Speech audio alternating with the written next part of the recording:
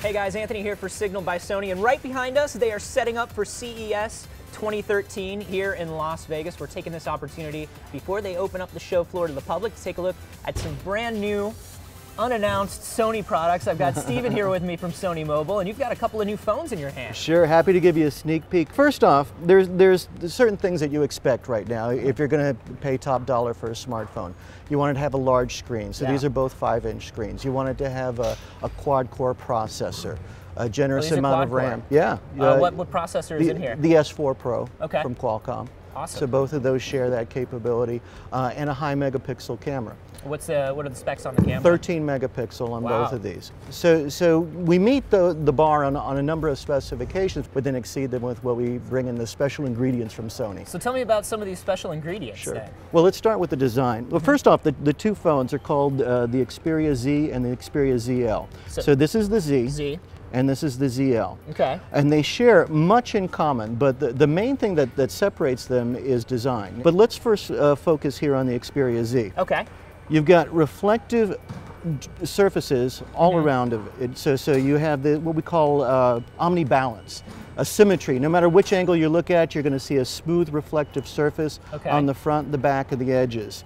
But it's also durable too, because this has strengthened tempered glass. Okay. In addition, it's water resistant too. So you can take this phone and you can dunk it in water for up to 30 minutes at a depth of 3 feet. I don't know about 30 minutes, but I've definitely accidentally dunked the phone in water before. Now, it's not your scuba diving phone, but if you drop it in the water or you get caught in the rain, it's going to perform just fine. Okay, and then so what is the difference between the Z and the ZL then? Well, the Z and the ZL both have the 5-inch screen, and we'll talk about the screen in a second. But the main thing, as far as the form factor, is this is the most compact 5-inch screen. So it's a little smaller in the dimensions and the height and the width. Okay, yeah, it's subtle, but you can really see it when they're right next to each other. Now, the Xperia Z is the thinnest of the two. This is 7.9 millimeters here. Okay. So this one's a little bit thicker, but it's also rounded here, so you have a comfortable feel too. So it's a matter of preference of what you like design-wise. So both of these are 5-inch 1080p displays, so they're full HD. Wow. But they also now have, with that extra Sony ingredient, is the Mobile Bravia Engine 2. Here we're adding real-time contrast optimization. So that's important for photos, right? But it's also contributing, the greater benefit here is for video. So at 30 frames per second, it's giving you that contrast optimization, so giving you a smooth and a better and a more beautiful image. Okay.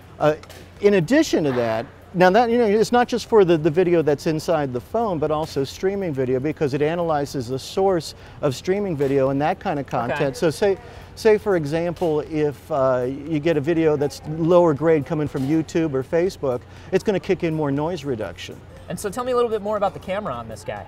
Oh, that's really cool too. So now we have the Exmor RS for mobile. Okay. Okay, so now first off, it's the BSI, the backside illuminated technology. It's more sensitive than the previous generation, but more importantly, what it kicks in is HDR. Wow. High dynamic range imaging. So you're going to be able to take, it's for photos, but for video too. So it's taking a couple of exposures and processing them together, so you get a broader contrast range, so you can see more details in the dark and the light areas. How is that working for video? For video, well, it gets a little bit technical to talk about it, but for video, what they're doing, because you have so many megapixels in there with this with this lens, with the sensor, it's actually dividing up those pixels and saying these are at this exposure level and the other pixels are at another exposure level. And what else do we have? Is 4G LTE? Yes, definitely LTE. Again, that's one of the benchmarks for considering this to be a premium device. So you have LTE, you have the quad-core processor, you have 2 gig of RAM, you have I believe it's 16 gig of internal memory, plus you have micro SD there also. You've got a 5-inch screen, you've got all this fancy stuff on the camera and everything. Tell me about battery life on this. Well, battery life, if we go by the guys in the white lab coat specs, I think you get about 15 hours of 15 hours max on your talk time, and it's around 500 hours on the standby time.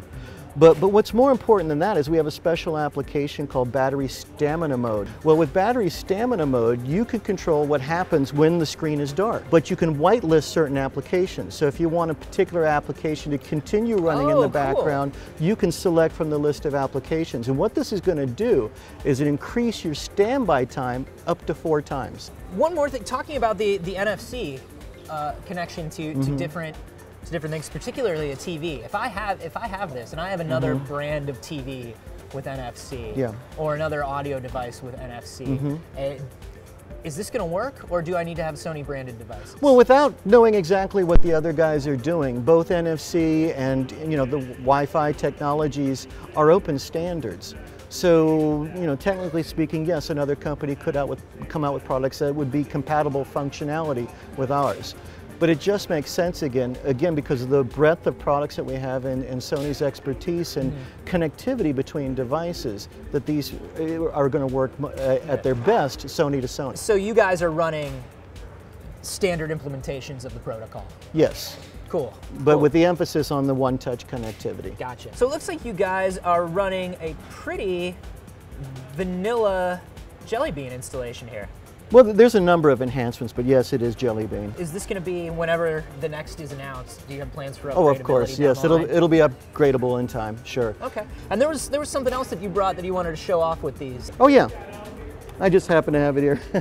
We have what's called the SBH20, which is a lower cost personal hands-free device. Portable hands-free device that has NFC embedded as well. So it's just like a magic wand. When you tap your phone to the headset, the two NFC sensors, they handshake, and then it hands it off to Bluetooth for your calling capability and for the music player. Now the evolution of that story here at CES is one-touch mirroring. We're debuting televisions that have NFC built into the remote control, and they have mirrorcast capability, so we can enable screen mirroring from these phones, from both the Xperia Z and the Xperia ZL, to mirror everything that's on the phone. So is the SBH20 going to be released alongside these phones? The same timing expectation, so you're going to see that first quarter as well. So all these products you start seeing their global presence and availability in the first quarter. And do we have an idea on price point on the SBH20? If I remember correctly, my euro to US dollars translation, it's about $49 US dollars. Oh wow, that's great. Awesome. Stephen, thank you so much for coming by and showing this stuff off. Remember that we have more exclusive first looks at Sony products here from CES. You can follow everything that we're doing at youtube.com/signal. Everything Sony's doing here at CES at sony.com/CES. And if you have any questions or comments, tweet at us with the hashtag SonyCES.